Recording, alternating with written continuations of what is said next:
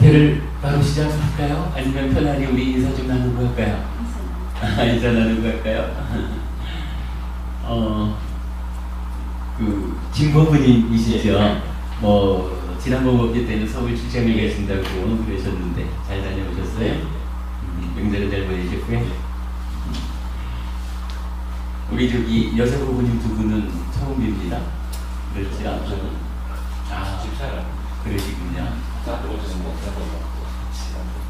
예, 서로들 다 형편이 있으니까 늘 법회에 온다라는 일은 참 어려운 거고요. 형편 다닐 때마다 공부자리에 함께하는 일은 참 좋은 거고. 저도 이제 특히 서울서 법회를 하다 보면은 부부가 함께 공부하는 분들이 간혹 계셔요. 가장 좋은 일이고, 그러니까 가족의 행복을 위해서 우리가 어떤 일을 할 수 있느냐라고 할 때 가장 좋은 방법이 두 사람이 함께 공부하는 거 이렇게 보거든요. 우리가 이제 아마 다음 주 해서 좋은 세상이 태어나는 법, 제가지자를 중심으로 하는 가르침을 공부하게 될 건데, 그때 보면은 경전 중에 재밌는 경전이 하나 있어요. 노인네 부부가 부처님을 만나거든요. 그래서는 부부간에 서로 부처님한테 이야기를 해요. 제가 어릴 때 이 사람한테 시집을 와가지고 지금 이제 죽을 나이가 다 돼갑니다만은 현재까지 한 번도 제가 마음으로나마 내 남편을 거역해보지 않았습니다. 그러니 몸으로야 말할 것이 있겠습니까?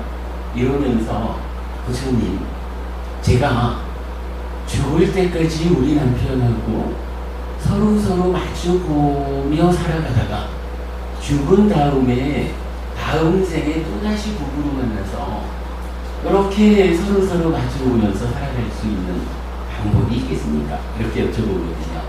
그러더니 남편도 똑같은 질문을 다시 하는 거예요. 부처님, 저도 어린 나이에 아내와 결혼해서 지금까지 한 번도 마음으로나마 아내를 거역해보지 않았습니다. 그러니 몸으로야 말할 것이 있겠습니까?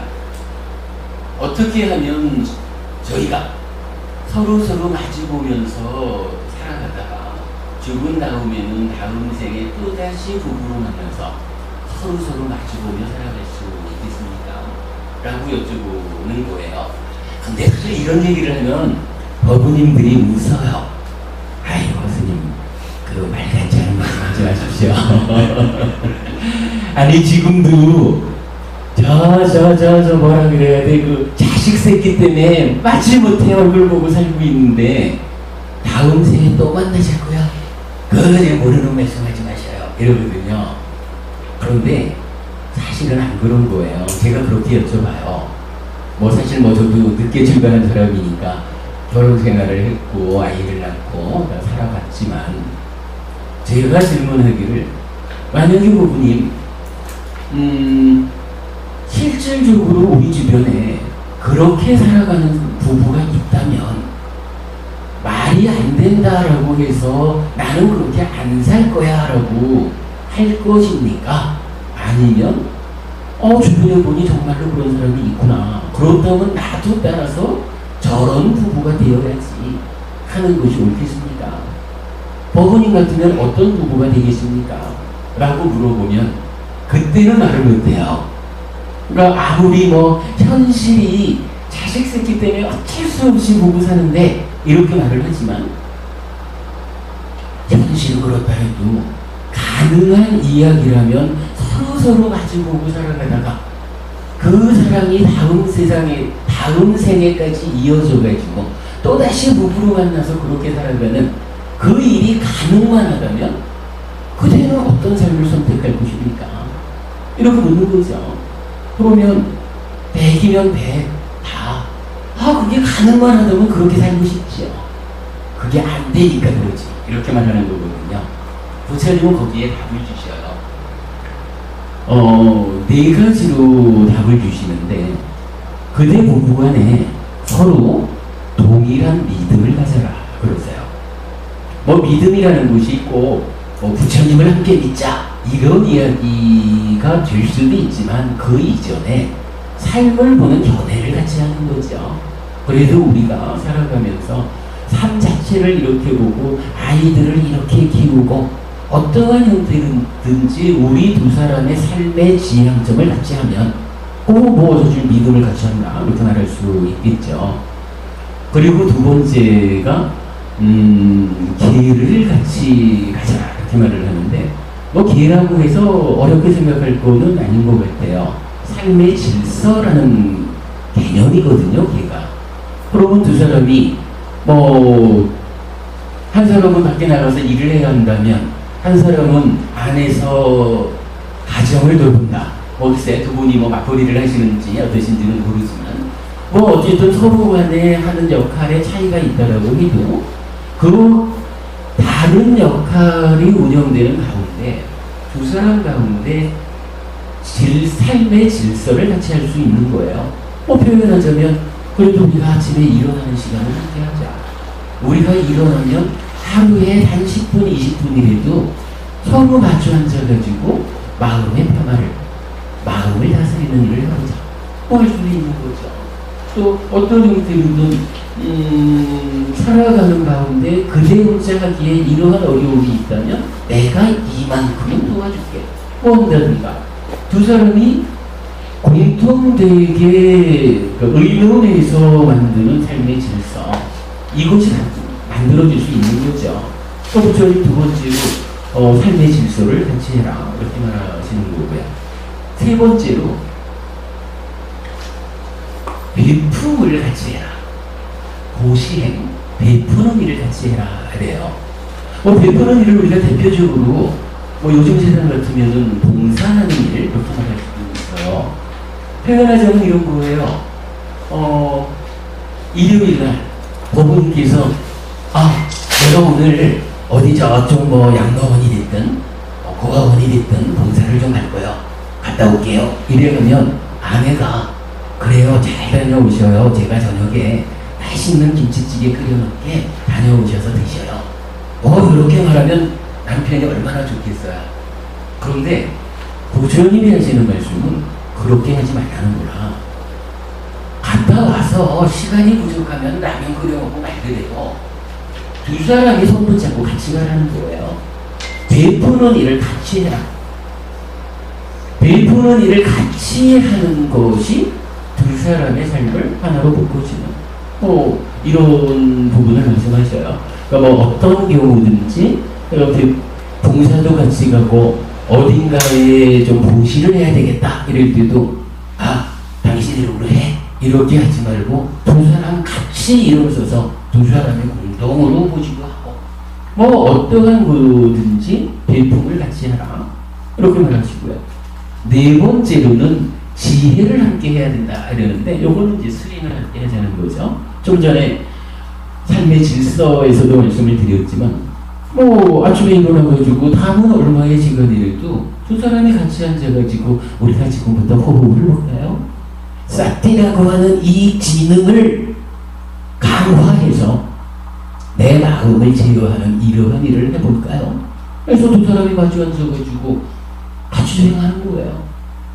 뭐 이런 네 가지 일, 믿음과 삶의 질서, 베품, 그리고 수행 이 네 가지 일을 함께 해나가면 그대들이 서로 사랑하는 부부로서 죽을 때까지 서로 마주보며 살다가 죽은 다음에는 다음 생에 또다시 부부로 만나서 서로 마주보면서 행복하게 사랑하면서 살게 될 것이다. 고전이 이렇게 답변을 주시거든요. 그래서 어찌 보면은 우리가 이제 첫 시간에 그 행위가 가지는 과와 보의 법칙성, 그래서 어빈과보 이런 이야기를 했지만 이렇게 믿음과 질서와 베품 그리고 수행을 함께 한다라는 이야기는 큰 맥락에서 보면 두 사람이 공동의 업을 짓는다 이렇게 볼 수도 있겠죠. 그러면 공동의 업을 지으면 아무래도 동일한 보가 따르겠죠. 물론 뭐 두 사람이 소믈리지가 붙어 있는 거 아니니까 좀 반론을 할 수도 있겠지만, 그러나 두 사람이 서로 간에 이르는 의지를 가지고 오랜 세월 삶을 유지해가면 그러한 공동의 업이 어떤 결과를 가져오느냐? 동일한 결과를 만들겠죠. 그러면 부처님 그렇게 말씀하시는 거예요. 그대 두 사람이 원한 죽을 때까지 서로 마주보고 살아가다가 다음 세상에 또 부부로 만나서 그러한 삶이 연장되는 이러한 일이 가능하다 라고 말하거든요. 저는 아주 굉장히 좋아하는 경전이에요. 실제로 이제 우리 많은 법원님들하고 이런 이야기를 해보면, 불교라고 하는 것이 한면으로는 우리 삶의 이야기를 깊이 파헤쳐 들어가는 점에서 참 어렵다라고 하는 점도 가지고 있어요. 물론 뭐 저는 그렇게 말했죠. 불교가 어려운 것이 아니라 삶이 어려운 겁니다. 삶의 문제를 해결하기 위해서는 문제의 수준에 적절한 답이 필요하기 때문에 불교가 그만한 수준의 답이기 때문에 쉽지 않을 뿐이지, 사실은 불교가 어려운 것은 아닙니다. 삶의 문제를 해결할 수 있는 가장 빠르고 정확한, 풀어내자라는 점에서는 가장 쉬운 가르침이 불교입니다. 이렇게 이제 말을 하죠. 근데 이제 그러한 그 깊이 있는 측면을 조금 벗어나서 이렇게 우리가 특히 그 제가 제자들의 삶에서 향상하는 삶, 행복한 삶을 살아가기 위한 그런 가르침의 측면에서는 이런 경전은 아주 멋지고 시사하는 바가 크고, 정말로 우리 법원님들 다 그냥 너무 좋아서 입이 벌어지는 그런 경전 중에 하나죠. 아무튼 뭐 두 분이 함께 오신 때문에 법회의 시작을 그냥 이렇게 말씀을 드리는 것으로 했습니다. 예경을 생략하고 바로 설법으로 들어가도록 하겠습니다.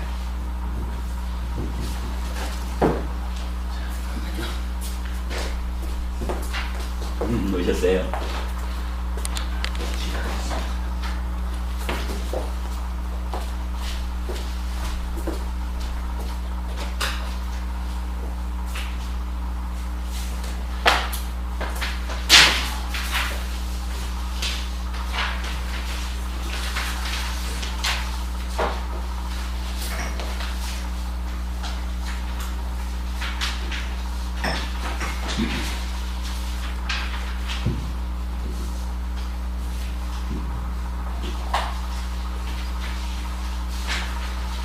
지난 수업을 좀 뒤집어 보겠습니다. 아마 이 꽃을 좀 치우는 게 좋겠는데요.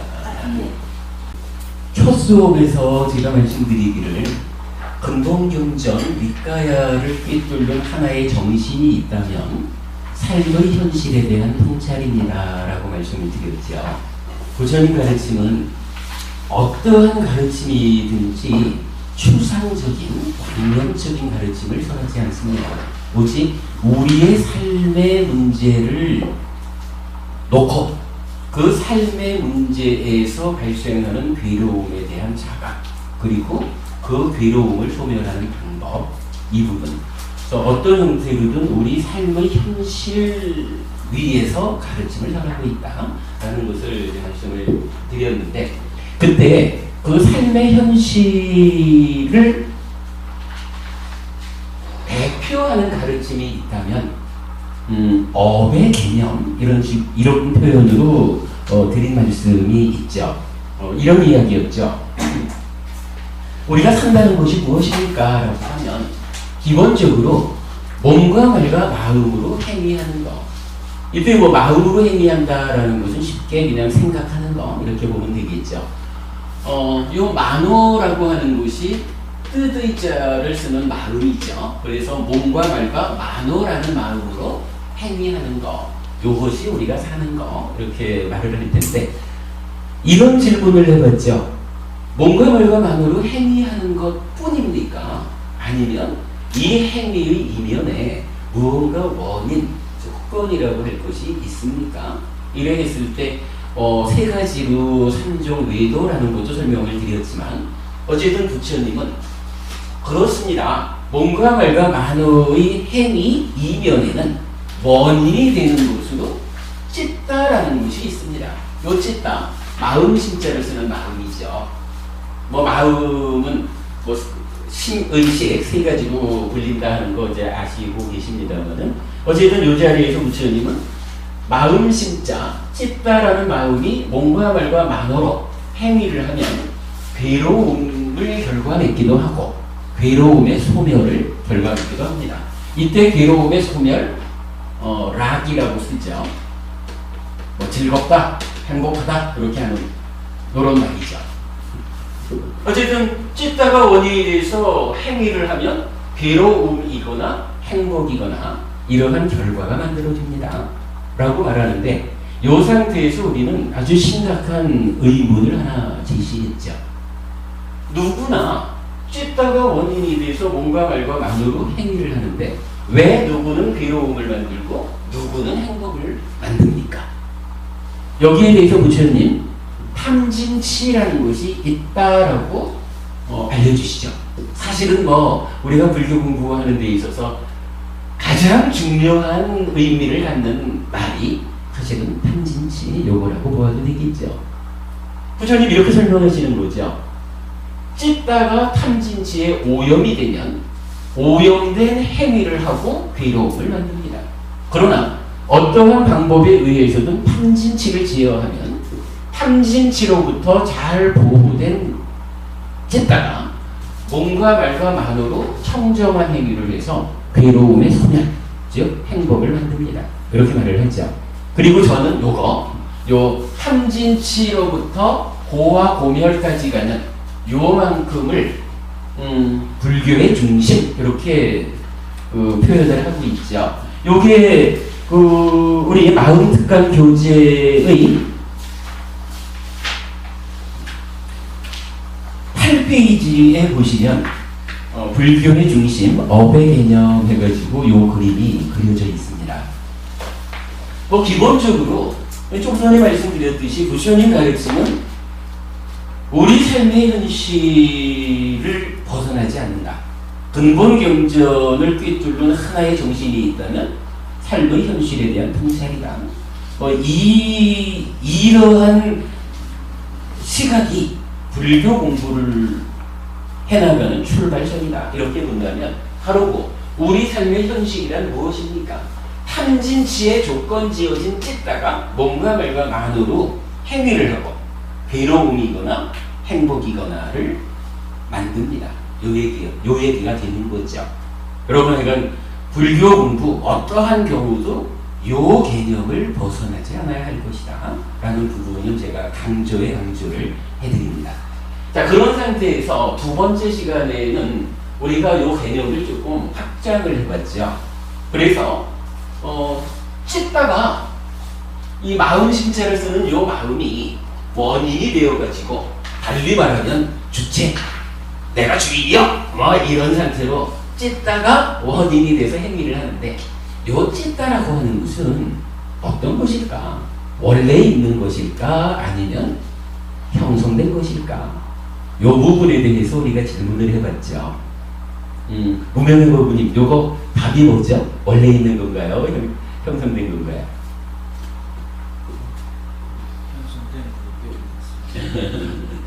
그렇습니다. 하여간 부처님께서는 이 찢다가 형성된 것이다 라고 알려주셔요. 구체적으로 어떻게 알려주시느냐 하면 수와 상이라는 것이 있다. 수라고 하는 거, 삶의 과정에서 대상을 경험한 것. 이 경험이 즐겁다거나 괴롭다거나 괴롭지도 즐겁지도 않다라는 느낌으로 알려지는 것. 요거를 수라고 하죠. 그 느낌이 알려진 것을 내 마음이 분별해 아는 과정에 나의 내면에서 어떤 경향성이 개입을 하죠. 마치 안경에 파란색을 좀 넣으면 어떠한 것을 보든지 파랗게 보이죠. 빨간색을 넣으면 어떠한 것이든지 빨갛게 보이죠. 뭐 그런 내적으로 개입하는 경향성, 이걸 이렇게 부르는데 부처님은 그렇게 답을 주셔요. 수와 상에 의해서 찢다가 형성된다.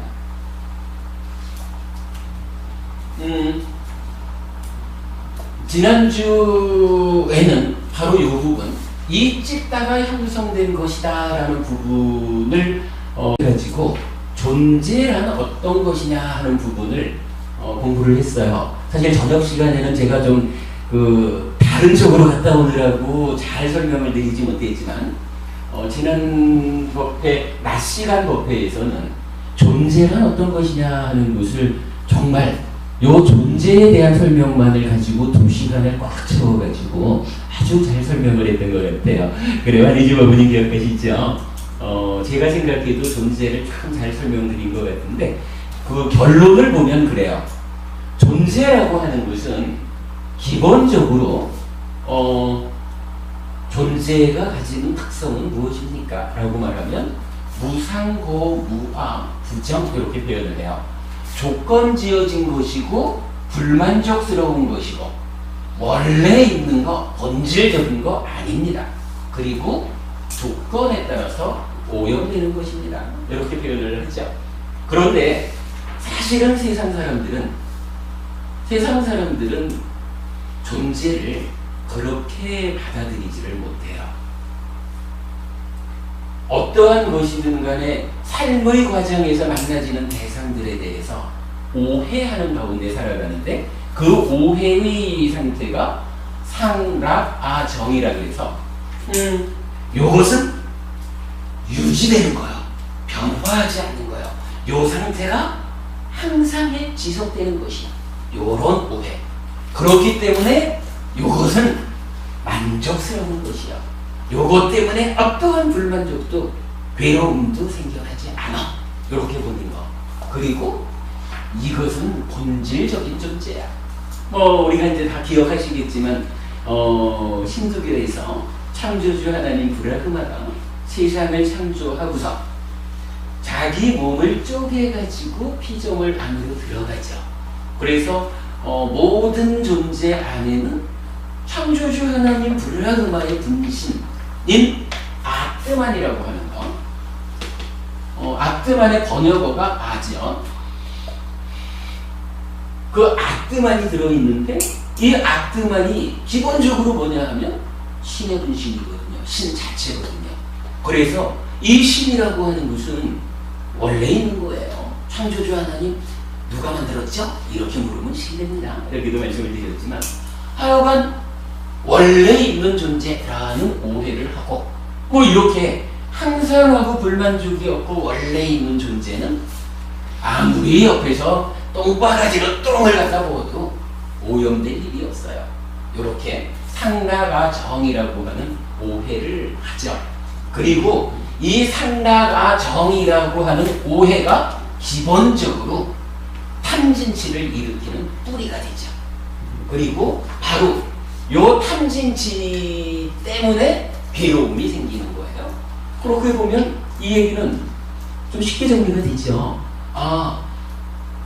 존재한다는 것은 그 실상이 무상고 무아인데 우리가 살아가는 가운데 오해를 해서 상락아정이라고 잘못 보니까 그 잘못 보는 것 때문에 출발해서 탐진치라고 하는 찢다를 오염시키는 오염원이 생겨나는 거라. 그리고 요것 때문에 괴로움이 생기는 거라. 그렇다면 우리는 존재를 오해 상태로 보아서 괴로움을 만드는 삶을 살 것이냐, 아니면 실상을 보아냄으로써 탐진치를 일으키지 않아서 행복한 삶을 살아갈 것이냐. 이것이 불교로구나. 이렇게 우리가 볼 수 있는 거죠. 그래서 존재라는 것은 실상은 무상고 무하다. 그런데 일반적으로는 실상을 보지 못하고 오해한다. 어떻게? 상락아정으로. 이렇게 이제 기본적인 정의가 되고, 그런 상태에서 우리 옥보부님은 참 동의하기 어렵습니다 라고 뒤에 말씀하신 거지만, 이제 이 실상, 무상고 무아라고 하는 이 실상을 보았다라고 하는 것이 불교 공부를 통해서 성취하는 종착점이냐? 라고 한다면 그렇게 말할 수가 없다라는 부분을 우리가 본 거죠. 왜냐하면 오해는 괴로움을 만들고 실상을 보면 괴로움을 만들지 않는다. 이래가지고 실상을 보았다. 그러므로 괴로움이 만들어지지 않는다라고 하는 이것이 만약에 불교 공부의 완성이라면 여기에는 문제가 하나 있어요. 어떤 문제냐 하면 완성된 상태가 괴로움의 상태예요. 그죠? 무상고 무하니까 열심히 공부해가지고 삶을 완성했다. 부처님 가르침을 완성해가지고 아라한이 되었다. 이렇게 말하는데 그 아라한이 된 그 자리가 괴로움, 불만족의 상태다. 이러면은 사실은 불교가 존립할 수 있는 이유가 없어져요.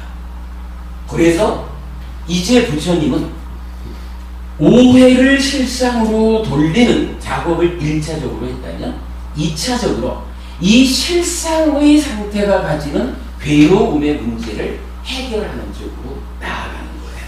그래서 궁극적으로 부처님께서 실현한 한 가지 자리가 있어요. 하나의 존재가 있는데 그 자리는 바로 열반이라고 불러요. 이 열반, 실상이 가지고 있는 문제, 괴로움은 불만족은 만족으로 바꾸고 무상, 조건 지어졌다 라고 하는 요거 조건에 휘둘리지 않는 상태로 바꾸어내요. 그래서 상락이에요. 그러나 이게 무상고 무아인 거를 상락으로 바꾼다 그래서 이 아라는 말이 기본적으로 원래 존재하지 않고 오해 가운데 있는 것인 아트만, 신의 분신 요건데 괴로움의 문제를 해결해서 락을 만들었다 이래가지고 그 원래 없는 신의 분신이 생겨날 수는 없잖아요. 열반이라고 하는 이것도 원래 있는 게 아니라 수행이라고 하는 나의 노력을 조건으로 생겨나는 거니까 사실은 열반 자체도 부처님이 실현해낸 그 완성의 자리도 아가 아니라 무아다 이렇게 정리가 되죠. 그래서 상락 무아라고 하는 열반이 실현이 되는 거예요. 자, 이렇게 놓고 보면 존재를 말할 때 우리는 몇 가지로 말할 수 있을까라는 부분. 한희지 부부님, 존재가 지금 우리는 오해, 실상, 열반 이렇게 세 가지로 설명을 했거든요. 그러면 우리 곁에 있는 존재는 구체적으로 몇 가지가 있는 거죠? 기억하시나요? 지난번에 했는데 기억 못해요. 이런 이야기예요. 이렇게 존재를 오해와 실상과 열반으로 설명을 하면 존재라는 것은 상락가정인 거, 무상고 무아 부정인 거, 그리고 상락 무아인 열반 세 가지가 있네. 이렇게 말할 수가 있어요. 근데 사실은 이거는 오해죠. 왜냐하면 상락가정이라는 이거는 존재하는 것의 실상이 아니라 거기에 대해서 오해한 거예요. 잘못 본 거예요. 그러니까 상락아정인 것이 실제로 있는 건 아니에요. 실제로 있는 거는 뭐냐 하면 무상고 무아 부정 요건 거라. 그런데 부처님이 요런 무상고 무아 부정인 요러한 실제 요렇게 존재하는 것들의 문제인 고를 해결한 상락무아라고 하는 그야말로 괴로움 제로 행복 100 요런 자리를 부처님이 성취했다, 실현했다. 그때에 비로소 열반이라고 하는 한 가지 존재가 생겨났다. 이렇게 되는 거예요. 그러니까 존재하는 것은 어떤 게 있느냐? 무상고 무아인 것하고 상락 무아인 열반하고 두 가지가 있습니다. 예, 존재에 대해서는 요 정도를 우리가 이해하고 있으면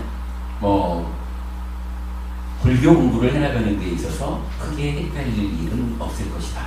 그런데 사실은 이 존재가 굉장히 중요한 개념입니다. 좀 전에도 말씀드렸지만은 바로 요거 존재에 대한 오해가 탐진치의 치를 구성하고 있단 말이에요. 그래서 어쨌든 요 오해가 탐진치의 뿌리가 되는 거거든요. 그런데 요 탐진치 때문에 우리 삶에 괴로움이라는 문제가 생기는 거거든요. 그러면 이 존재에 대한 오해와 실상이라는 이것을 명확하게 알고 공부에 접근하지 않는데 내 삶의 괴로움이라는 문제가 해결될 것입니까? 이래 보면 그렇지 않거든요. 그래서 요거 존재는 이렇게 세 가지로 설명이 된다. 그 가운데 상하가정이라는 것은 오해일 뿐이지 있는 것은 아니다. 요런 정도를 기억해 두시는 것은 앞으로 불교 공부를 바르게 해나가는데 정말 중요한 기준이 될 것이다. 그 부분을 말씀드려요. 그러면 저희가 이 업의 개념에서 찌따는 어떤 것입니까? 라는 요 질문 하나를 통해서 우리는 존재라고 하는 것, 존재에 대한 공부를 하나 한 거예요. 지난 법회에서 여기를 했고요. 그러면서 우리가 또 지난주에 그 얘기까지도 하나 했죠. 고멸이라고 하는 거 일단 좀 덮어두고 우리들의 삶의 현실은 괴롭다라고 본다면 이 괴로움이 어떤 것이 있습니까? 라는 부분을 봤죠. 대략 8가지로 8고를 알아봤죠. 생로병사, 그리고 미운 놈 만나야 되는 괴로움, 원증회고 그랬죠. 이쁜 놈 헤어져야 되는 괴로움, 애별이고 그랬죠. 구부득고, 원하되 얻어지지 않는 것, 구하되 얻어지지 않는 괴로움. 요때요, 구하지만 얻어지지 않는 데에 구한다라는 게 부자 될 거야! 요거 아니라 그랬죠. 내가 태어나지 않기를 구하는데 그게 안 됩니다. 늙지 않기를 구하는데, 병들지 않기를, 죽지 않기를 구하는데 그게 안 됩니다. 그리고 제가 지난번에는 그 애별이고 원증회고에서 벗어나는 걸 구한다 그랬는데 제가 조금 실수를 했더라고요. 경전을 다시 보니까 요 2가지가 아니고 수비고우내라고 그래서 우리 삶의 과정에서 만나지는 괴로움의 양태가 있죠. 슬픔, 비탄, 육체적인 괴로움, 고뇌, 절망이라고 말하는. 그래서 12연기 같은 데도 보면 생을 조건으로 노사, 수비, 고우내 이렇게 이제 나타나죠. 그러니까 구하되 얻지 못하는 괴로움의 내용은 생로병사로부터 벗어나기를 구하는데 원하는 대로 안 됩니다. 그리고 수비고우내, 이건 슬픔, 비탄, 육체적인 괴로움, 고뇌, 절망 이렇게 번역하는 이런 일상의 삶의 과정에 수반되는 괴로움의 양태들로부터 내가 벗어나야 되는, 좀 사는데 힘들지 않으면 좋겠어. 요걸 구하는데 그게 잘 구해지지 않는 그것도 괴로움이다. 구부듣고 그랬죠. 그리고 8번째가 뭐였어요? 오치온고, 다른 말로는 오음성고 이렇게 말하는 거죠. 이 오치온고라는 것은 이렇게 다양하게 괴로움을 설명하고 있지만 어쨌거나 한마디로 말하면 이 모든 괴로움은 내가 오치온이라고 하는 존재로 살아가기 때문에, 욕계, 색계, 무색계라고 하는 중생 세상에 오치온이라는 중생으로 내가 살아가는 것 때문에, 살아간다라고 하는 게 결국은 늙고 죽는 과정을 하는 거고, 죽으면 또 태어나야 되는 거고, 그 과정에 왜 이렇게 미운 놈은 많은데 자꾸 만나시고, 왜 이렇게 사랑하는 사람하고는 헤어져야 되고, 이런 슬픔, 비탄, 고통, 고뇌, 비탄, 이런 괴로움들은 겪어가야 되느냐. 요런 부분들, 이것이 다 한마디로 말하면 오치온고, 내가 중생으로 살아가기 때문에 괴롭다. 요 괴로움 언제 끝나나요? 잘 수행해서 해탈하는 거죠. 한마디로 말해서 요 탐진치를 완전히 뿌리 뽑아버리면, 탐진치가 뿌리 뽑아지면 찢다가 해탈했다, 이렇게 해탈이라는 말을 쓰죠. 탐진치로부터 벗어났다, 이런 이야기죠. 그 해탈하면, 해탈한 상태를 달리 말하면 여기서 말하는 상랑무화의 열반을 실현했다, 이렇게 말하고 그 상태를 윤회를 벗어났다, 이렇게 말하는 거거든요. 하여간 지난주 우리가 그런 이야기 정도를 했어요. 이제 오늘은 우리가 어떤 공부를 하기로 했냐 하면 바로 요거 오치온고 오치온이라고 하는 부분에 주목해서 자, 지난주에는 요런 그 업의 개념 가운데 찢다는 원래 있는 것일까? 형성된 것일까? 요런 질문을 함으로써 존재에 대한 공부를 했거든요. 이제 오늘은 이 괴로움이란 어떠한 것이 있습니까? 라는 질문을 통해서 괴로움의 근본 자리는 오치온, 존재하기 때문에 내가 살아가기 때문에 겪는 요 부분을 주목해서 이 오치온이라는 이 삶의 현실에 수반되는 것, 내가 죽는다고 해서 아주 죽어버리지 못하고 또 다음 생을 살아가야 되는구나 라고 하는 윤회한다라고 하는 우리 삶의 현실 하나를 더 보아야겠다. 이제 이 부분이 그러니까 이 공부를 오늘 하겠다라고 한 거죠.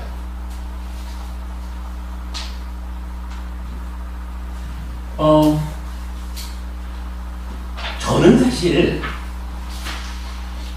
윤회라는 이야기를 많이 해요. 아주 강조를 합니다. 불교 안에 보면 뭐 부처님 가르침을 말한다라고 하는 분들 중에 참 많은 사람들이 윤회? 그런 거 없어. 윤회 그저 부처님 가르침 아니야. 이렇게 말하는 분들이 있어요. 그런가 하면 또 어떤 사람은요, 윤회? 그건 인도 얘기요. 불교가 인도에서 생겨나다 보니까 인도의 도착적인 어떤 사상이 불교 안에 그냥 흡수된 거지, 윤회 뭐 그런 거 신경 쓰지 마, 이렇게 말하는 사람들이 있어요. 그런데 제가 알기로는 부처님은요, 반복하는 거지만 우리 삶의 현실을 위해서 가르침을 전하잖아요.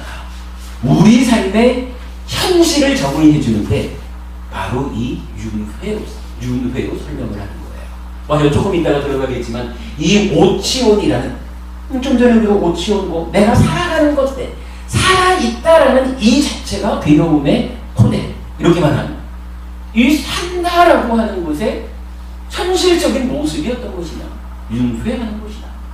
부처님은 그렇게 삶을 정의하고 일체의 가르침을 윤회하는 우리 삶의 위에서 설하고 있거든요. 사실 십이연기라는 게 뭔가요?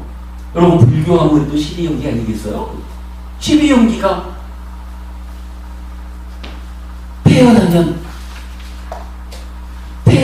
늙고 죽는데, 늙고 죽는 가운데 어떤 과정을 거쳐가지고 늙고 죽어갑니까? 그러면 죽은 다음에 또 어떻게 태어나가지고 다음 생을 이어갑니까?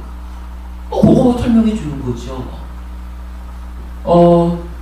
근데 이제 이 부분을 윤회에 대한 이야기를 저는 니카야적으로 근본 가르침에서 결코 배제해서는 안 된다라는 것 때문에 강조를 하고 있는데, 이 부분을 자칫하면 해피스님 좀 뭐 그냥 자기 생각만 가지고 너무 윤회라는 부분을 강조하는 거 아니요? 뭐 이렇게 좀 비난의 목소리가 있을 수 있다라고 생각이 돼서 제가 오늘은요, 이 윤회를 직접 들어가기 전에 정말 부처님은 윤회라는 부분을 얼마나 강조하고 있는가, 제가 이렇게 중요하다라고 말하듯이 부처님도 정말로 윤회를 우리 삶의 현실로서 윤회에서 벗어나는 일의 중요성, 이 부분을 설해주고 계신다라는 것을 먼저 좀 여러분한테 알려드리고 가려고 해요. 그게 아마도 앞으로 우리가 계속적으로 삶의 문제를 풀어가는 불교가 윤회를 배제하지 않는 그 공부에 타당성을 부여할 것 같아요. 자, 지난주에 여러분 나눠드린 교재가 있죠. 2주차 수업에서 부처님의 삶의 의미라고 2장짜리가 있는데, 저기 안 가지고 계신 분 다 드렸습니까? 예.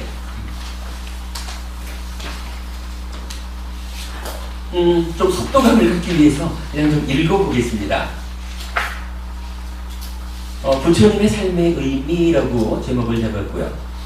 1. 부처님을 기념하는 날은 오신 날 4월 8일, 출가하신 날 2월 8일, 깨달으신 날 12월 8일, 돌아가신 날 2월 15일의 네 날이어서 불교의 4대 명절로 불리고 있습니다. 그런데 테라와다 불교는 다릅니다. 오신 날과 깨달으신 날과 돌아가신 날이 공히 4월 15일입니다. 그래서 이 날을 부처님의 날, 붓다데이 또는 외삭데이라고 부릅니다.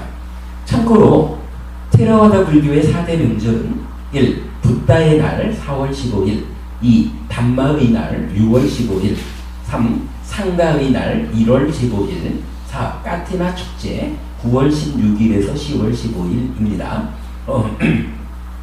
뭐 이거 참고할 만하죠. 4대 명절을 테라와다에서는 이렇게 하고 있다. 자, 2. 5월이면 여러 곳에서 부처님 오신 참뜻을 질문하곤 합니다. 그런데 부처님의 삶의 의미는 오신 데에서만 찾을 수는 없을 것입니다. 어떤 의미로 오셔서 무엇을 실현했고 무엇을 남기고 가셨는지 포괄적으로 이해해야 그 삶의 의미를 바르게 찾을 수 있을 것입니다. 그런 의미에서 본다면 5월을 기념하는 질문은 부처님 오신 날에 맞춘 부처님 오신 참뜻보다는 부처님의 날에 맞춰 부처님의 삶의 의미가 되어야 할 것 같습니다. 뭐 그런 얘기예요. 뭐 아무래도 뭐 한국에서는 5월이 되면 4월 초파일이 있지 않습니까? 여러 곳에서 그런 얘기를 하죠.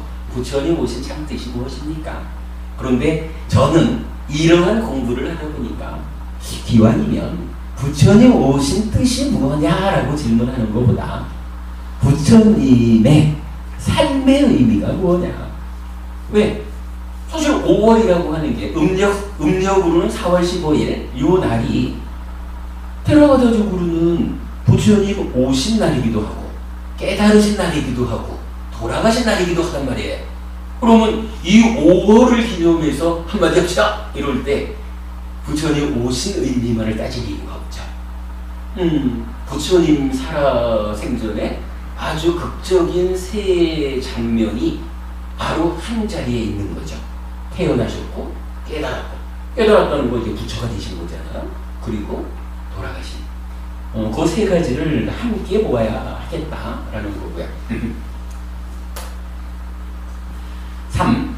그래서 부처님의 삶의 의미를 1. 오실 때 탄생계 2. 깨달으실 때 오도성 3. 돌아가실 때 마지막 유훈에 설하신 세 가지 말씀을 통해서 알아보았습니다.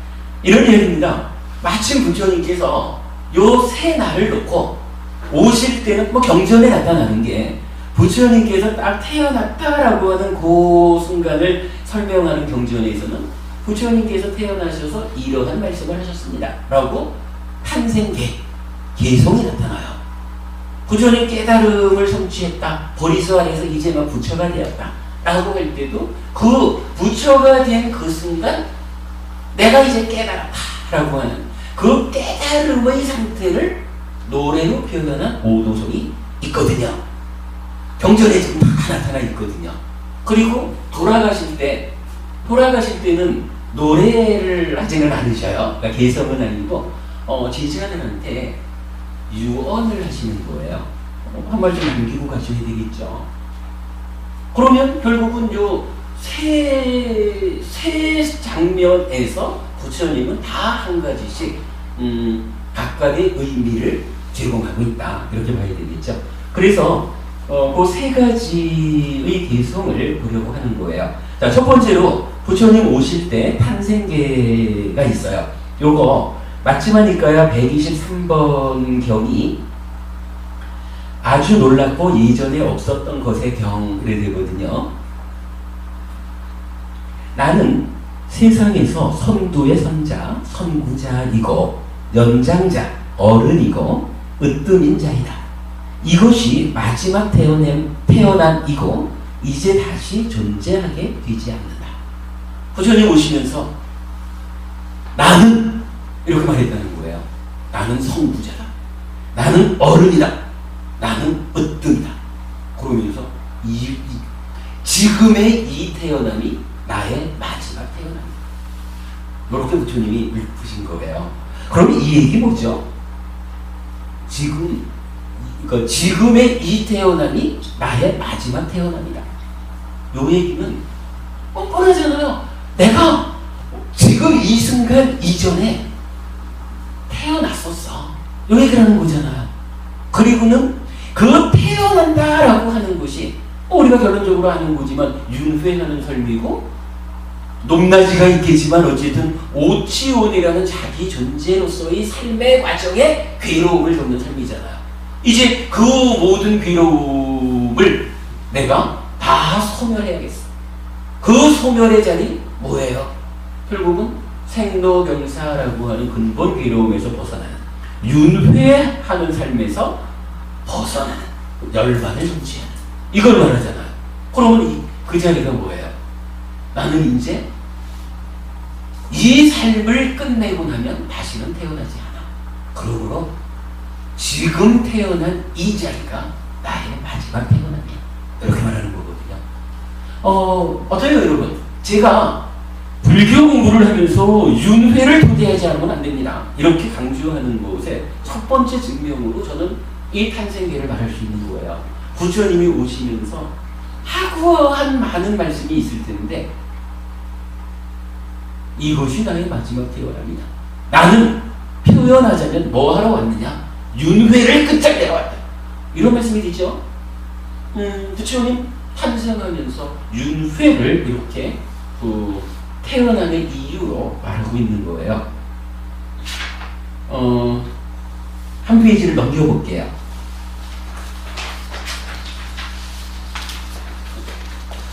제가 시간이 많지 않아서 그냥 그 핵심적인 얘기만 하니까 여러분 그 내용은 뒤에 읽어보셔요. 사실 뭐 이런 탄생계 정도는 우리가 잘 알고 있어야 되죠. 부처님이 자기 스스로를 얼마나 앞장선자고 어른이고 으뜸이다라고 당신을 표현하고 있느냐, 이런 정도 우리가 알아야 되겠죠. 이제 두 번째, 깨달으셨을 때, 부처를 성취했을 때의 오도성을 불러요. 요거는 법구경의 전문가인 우리 삭지증명 스님이 계시니까 잘 안내받으실 겁니다만은, 법구경 중에 153번, 154번 두 개의 개성으로 나타나요. 수많은 생을 윤회하면서 얻은 것 없이 이리저리 헤매었다. 집을 짓는 자를 찾으면서 거듭되는 생은 괴로움이었다. 집을 짓는 자여, 나는 그대를 보았노라. 다시는 집을 짓지 못하리라. 그대의 모든 갈비뼈는 부서졌고 집의 대들보는 형성작용, 그래서 위라고 썼고 쌍카따예요. 형성작용에서 떠나버렸다. 위 쌍카땅. 나의 마음은 형성작용, 행, 쌍카라에서 벗어나버렸고 위 쌍카라 같당, 발해의 종말에 이르렀다. 여기 제가 좀 어색하게 읽었지만 그 번역된 거로 보면 형성작용이 두 번 나타나죠. 근데 그 형성작용에 쓰인 빨리 원어가 다르죠. 쌍카따라는 단어가 나오고 쌍카라라는 단어가 나오거든요. 요거 지난번에 무명의 보부님이 어떤 제 질문에 대해서 위라고 한번 답변을 하셨죠. 뒤에 한번 봅시다 그랬는데, 사실은 쌍카라 행이라고 하는 말하고 쌍카따 위, 요거 이제 무위, 유위 이렇게 쓰이는 말이죠. 갖는 의미가 달라요. 요 부분을 우리가 좀 주목해서 보아야 되는데, 사실 해빙설법에서는 어쨌든 마음의 메커니즘이 그래도 어느 정도 구명되다 보니까 요 상카따라는 말하고 상카라라는 말이 구분되어서 위치를 잡을 수가 있었던 것 같아요. 근데 마음의 메커니즘이 설명되지 않는 한에는 사실은 요 상카따와 상카라를 구분해서 이해하는 것은 어려울 것 같아요. 그러니까 대부분 두 개를 똑같이 형성작용 이렇게 이제 번역을 하게 되는 것 같아요. 여러분 오늘 나눠드린 자료 중에 무위에 대한 고찰이라고 하는 요 4페이지짜리 자료가 있어요. 두 장짜리 오늘 나눠드린 것 중에 요 무위에 대한 고찰인데, 요 무위가 뭐냐면은 이 상카따에 부정어 아를 붙여가지고 아상카따라는 거거든요. 아상카따를 뭐 중국말로 번역하는 과정에서 노자가 쓰는 말로서 무위라는 말로 번역을 한 거죠. 아상카따라는 말 한마디를 이해하기 위해서 사실은 요 무위에 대한 고찰이라는 글을 적었고, 여기에서 노자는 무위를 어떤 의미로 사용하고 있는가, 그리고 이 무위가 불교 번역으로 사용되었을 때는 어떤 의미를 가지고 번역되어 있는가 하는 부분을 설명하고 있는데, 요거 사실 제가 어저께 대구법회에서 좀 충분하게 설명은 못했지만 한 절반쯤 동영상이 곧 올라갈 거고요. 내일 제가 서울법회에서 요 부분을 또 설법을 할 겁니다. 그러니까 며칠 있다가 여러분 우리 카페 동영상을 좀 참고하시면 무위라고 하는 것의 의미를 마음의 메커니즘에 의거해서 좀 충분히 이해하실 수가 있게 될 겁니다. 그러면은 이 오도성 부처님께서 부처를 이루고 나서 그 부처를 이룬 소감을 읊으면서 말씀하신 상카따에서 떠나고, 달리 말하면 번뇌를 소멸하고 요런 이야기, 그리고 이어서 쌍카라 형성작용에서 떠나서 가해를 소멸한 요 부분을 이제 이해할 수 있게 될 것 같아요. 뒤에 기회가 되면 한 번 더 설명을 드리기로 하겠지만, 오늘은 그냥 윤회에 대한 이야기를 주제로 하니까 그 정도로 넘어가기로 할게요. 그러나 어쨌든 요 두 번째 깨달으셨을 때 오도송도 따지고 보면 무엇을 얘기하나요? 깨달음을 성취하고 나서 부처님 하시는 말씀이, 야, 내가 수많은 생을 윤회했다. 그동안에 참 성과 없이 이리저리 헤매어왔다. 괴로운 삶을 살았다. 이 얘기죠. 수많은 생을 윤회하면서 얻은 것 없이 이리저리 헤매었다. 집을 짓는 자를 찾으면서 거듭되는 생은, 즉 거듭되는 생이라는 게 뭐예요? 윤회하는 그 삶의 과정이 괴로움이었다. 이 얘기죠. 결국은 부처님은 탄생계에 이어가지고 오도송에서도 내가 깨달았다, 부처가 되었다, 이 자리가 어떤 자리냐? 윤회에서 벗어난 자리야. 윤회하는 삶의 과정에서 이제 내가 떠나버렸다, 더 이상 윤회하지 않는다 라고 당신 깨달음의 자리를 윤회로서 설명하고 있거든요. 뒤에 이제 쌍카라 이 얘기는 그 윤회에서 벗어나기 위해서 어떤 과정을 거쳤느냐 하는 과정의 이야기가 되는 거고요. 하여간 부처님은 그 깨달음의 의미를 윤회에서 벗어났다, 여기에 두고 있다는 거예요. 그러면 헬피스님이 불교 공부 어쨌거나 윤회하는 우리 삶의 위에서 해야 됩니다. 그래야 공부가 방향을 잃지 않습니다 라고 말하는 것에 충분한 근거가 된다, 이렇게 말할 수가 있겠죠. 해관 부처님은 오실 때도 그러셨고 깨달으실 때도 그 얘기를 하시는 거예요. 자, 그 다음에 맨 밑으로 가볼게요. 부처님 이제 29회 출가를 하시고 35세 부처를 이루셔요. 그리고는 80살에 돌아가실 때까지 45년 동안 부처로서의 삶을 살아요. 그러니까 많은 사람들한테 부처님 이렇게 불린 거예요. 그러다가 이제 80살이 되어가지고 육체적인 삶을 이제 마감하는 거죠. 그 육체적인 삶을 마감하실 때에 부처님께서 이제 제자들한테 마지막으로 남기는 말씀이 이렇게 나타나요. 비구들이여, 참으로 이제 그대들에게 당부하노니 형성된 것들은 소멸하기 마련인 법이다. 자, 최종적으로 이렇게 말하죠. 방일하지 말고 성취하라. 김법부님, 그럼 부처님 여기서 방일하지, 그러니까 게으르지 말라, 그리고 성취하라라고 하셨거든요. 무엇을 성취하라는 말씀일까요? 열반을, 그렇죠.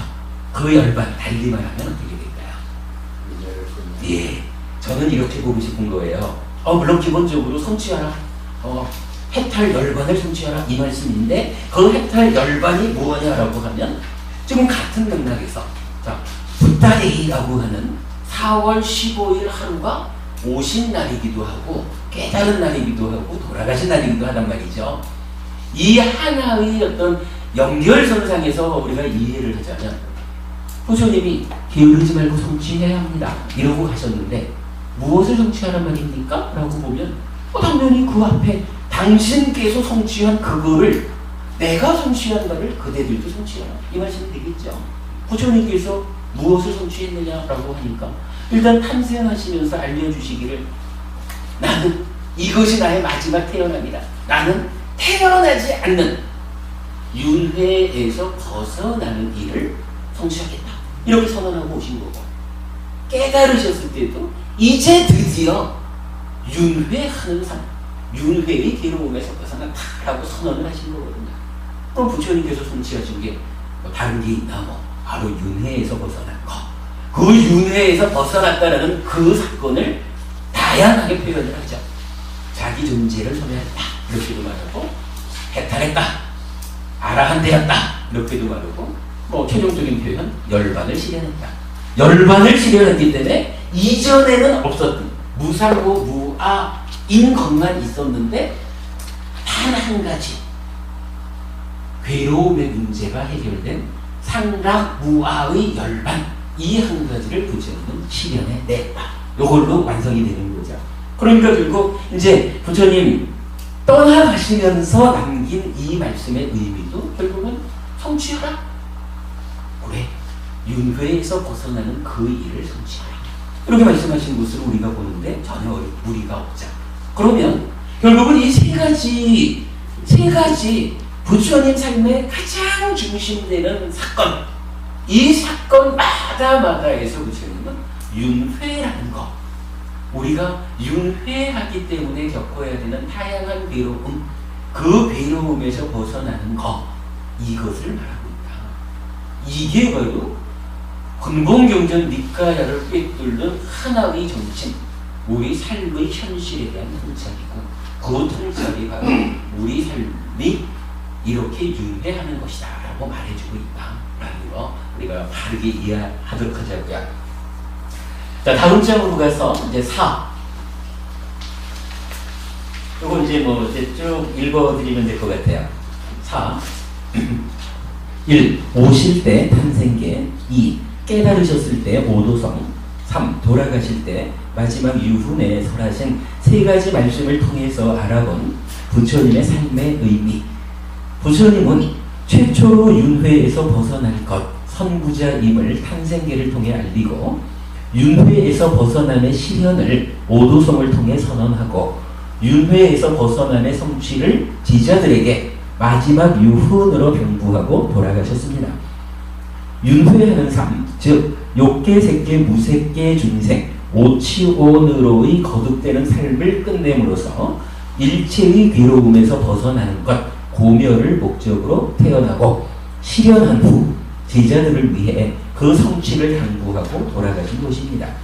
그렇다면 오신 의미는 윤회에서의 벗어남에 대한 실현 가능성의 제시, 실현하신 바는 윤회에서의 벗어남을 실현했다. 존재의 소멸이고 해탈 열반의 실현이다.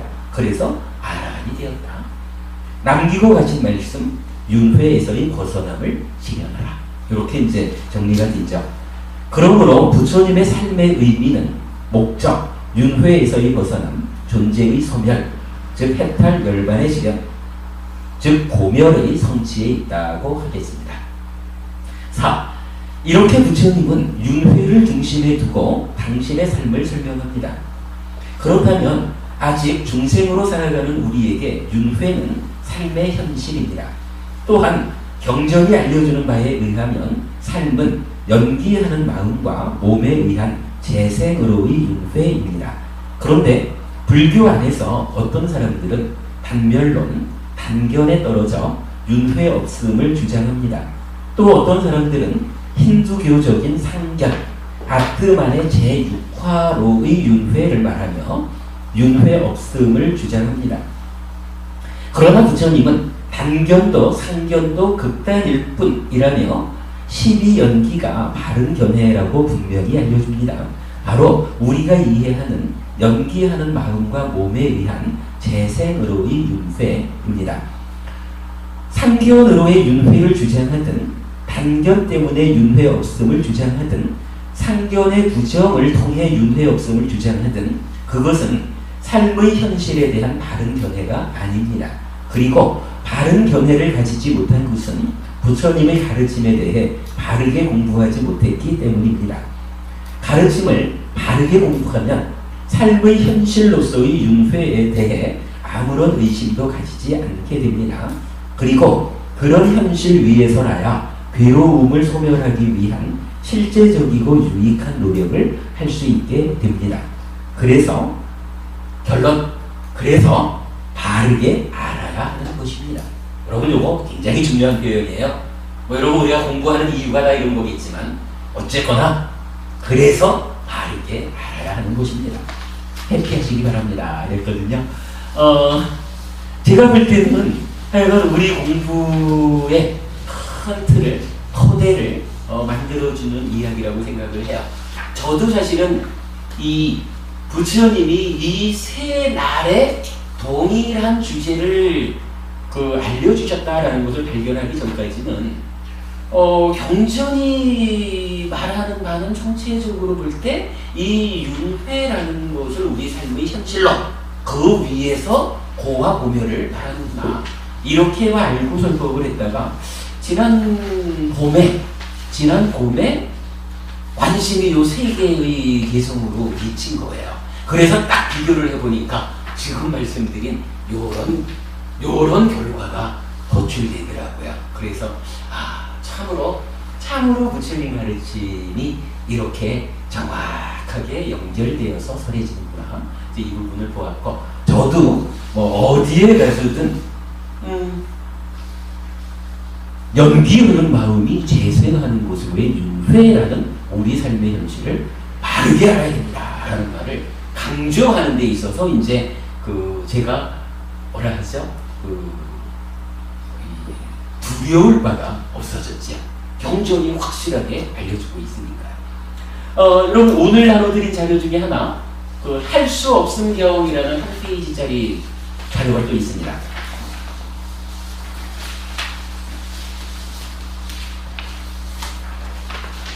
같은 맥락의 자료에서 같이 읽어드리겠습니다. 이건 강부따라니까야 열의 모음의 76번째 경입니다. 할 수 없음 경. 비구들이여 세 가지 법이 세상에 존재하지 않다면 열의 아라한 정등각은 세상에 출현하지 않을 것이고 열애가 선한 법이 드러나지 않을 것이다. 무엇이 셋인가? 여기서 열애, 아라한, 정등각 다 부처님의 다른 이름들이죠. 그러니까 세 가지 법이 없다면 부처님이 없어 이렇게 말하는 거죠. 이 태어남과 늙음과 죽음이다. 비구들이여 이러한 세 가지 법이 세상에 존재하지 않는다면 열애, 아라한, 정등각은 세상에 출현하지 않을 것이고 열애가 선한 법과 율도 세상에 드러나지 않을 것이다. 그러나 세상에는 이러한 세 가지 법이 존재하기 때문에 열애, 아라한, 정등각이 세상에 출현하고 열애가 선한 법과 율도 세상에 드러나는 것이다. 무슨 얘기인가요? 부처님이 오신 이유도 뭐냐 하면 참으로 태어나면 늙고 죽어야 하고 죽으면 또 태어나야 하고 이러한 윤회하는 삶의 괴로움 요것에서 벗어나야겠다라고 하는 바로 그 뜻 때문에 오셨고 깨달았고 부탁하고 가시잖아요. 만약에 세상에 괴롭다라고 하는 것 가운데 이렇게 태어나고 늙고 죽어야 하는 이런 괴로움이 존재하지 않는다면 굳이 부처라고 하는 스승이 필요치 않다라는 거예요. 부처님, 나 또한 부처가 되기 위해서, 달리 말하면 아라한을 성취하기 위해서, 존재를 소멸하기 위해서, 윤회에서 벗어나기 위해서 그렇게 힘든 과정을 거치지 않았을 것이요. 뭐 이런 의미로 우리가 볼 수 있겠죠.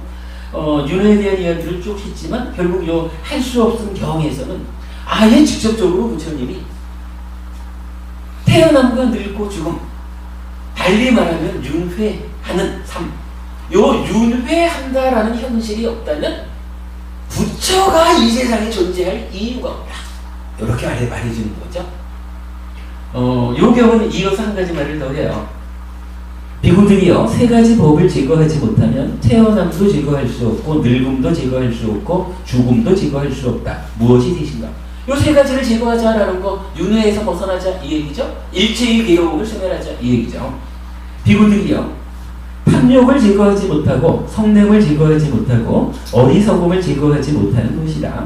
비구들이여 이 세 가지 법을 제거하지 못하면 태어남도 제거할 수 없고 늙음도 제거할 수 없고 죽음도 제거할 수 없다. 이 얘기 뭐죠? 이거 아닌가요?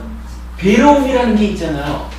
뭐 생로병사, 미운 놈 만나는 괴로움, 사랑하는 놈 헤어져야 하는 괴로움, 구부 듣고 오치 온 거 뭐 이렇게 되는 이 괴로움이 근본적으로 어디부터 출발해요? 바로 존재에 대한 오해라는 상나 과정을 뿌리로 하는 요 탐진치, 그죠?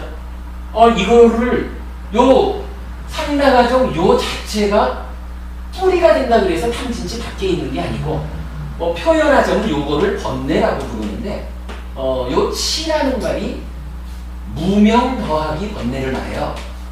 그러니까 치 안에 가장 밑바닥에 상나가정이라는 존재의 오해가 들어있는 거예요. 그러니까 이런 그 존재의 오해로부터 출발하는 탐진치 때문에 일체의 괴로움이 생겨나잖아요. 그렇다면 태어난다, 늙는다, 죽는다 하는 이 괴로움도 그 근본 자리에 뭐가 있어요? 그것도 역시 탐진치 때문에 윤회하는 이 괴로움이 있는 거예요. 그러니까 부처님 이렇게 말하잖아요. 태어남, 늙음, 죽음 이 세 가지 법이 없으면 부처가 존재할 이유가 없다. 부처가 태어나지 않았을 것이다. 라는데 결국 부처가 한 일이 뭐냐 하면 태어남, 늙음, 죽음이라는 이러한 가장 근본에 있는 괴로움까지를 제거하고 즉 윤회에서 벗어나는 거잖아요. 이거를 하기 위해서는 세 가지가 없으면 그거를 못 없앤다. 이러면서 바로 이 탐진치를 제거하는, 탐진치가 제거되어야 비로소 그러한 괴로움이 소멸한다. 그렇게 말하는 거죠. 우리가 이렇게 그려놓은 요 그림하고도 일치하는 그런 이제 경전의 가르침이 있어요. 그러면 오늘 뭐 첫 번째 시간에서는 이렇게 지난주 수업의 요점을 좀 짚어본 거로 하면서 윤회에 대한 이야기를 꺼낸 거로 하고, 윤회를 아마 오늘 우리가 굉장히 중요한 공부를 했을 거예요. 무엇보다도 부처님의 삶의 과정의 가장 중심에 있는 세 자리, 태어날 때, 부처를 이루실 때, 돌아가실 때, 이 세 자리에서 부처님이 읊은 개성이, 설하신 말씀이 동일하게 윤회라고 하는 하나의 주제로 기별되고 있다. 요거를 발견하는 것은 사실은 굉장히 중요한 공부였다. 이렇게 말할 수 있을 것 같아요. 뭐 그런 부분 하여간 첫 수업에서 좀 정리를 해봤고요. 이제 한 10분 졌다가 8시 반에 두 번째 수업 들어가도록 하겠습니다. 윤회에 대한 이야기를 정리해 보겠습니다. 쉬겠습니다.